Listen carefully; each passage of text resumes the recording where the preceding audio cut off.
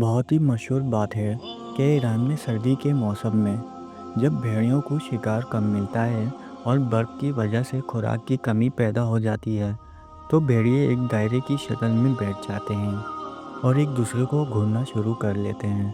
جیسے ہی کوئی بھیڑیا بھوک سے بےحال ہو کر گر جاتا ہے تو باقی سب مل کر اس پر ٹوٹ جاتے ہیں اور اس کو کھا لیتے ہیں۔ اس عمل کو فارسی میں گرگ آشتی کہتے ہیں۔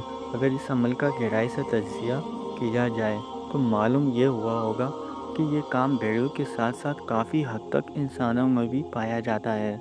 ہم انسان بھی ان بھیڑیوں کی طرح ہیں، جو کمزور نظر آئے اسی پر اپنا نشانہ بنا لیتے ہیں، جو جتنا حالات کا ستایا ہوا ہوتا ہے اس کے ساتھ شدت پسند نہ رویہ اپناتے ہیں۔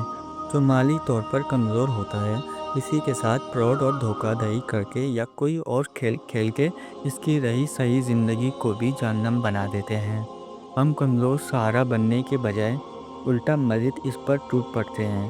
جو جتنا کمزور ہوتا ہے اتنے ہی اس کے لیے زندگی دشوار بنا دیتے ہیں۔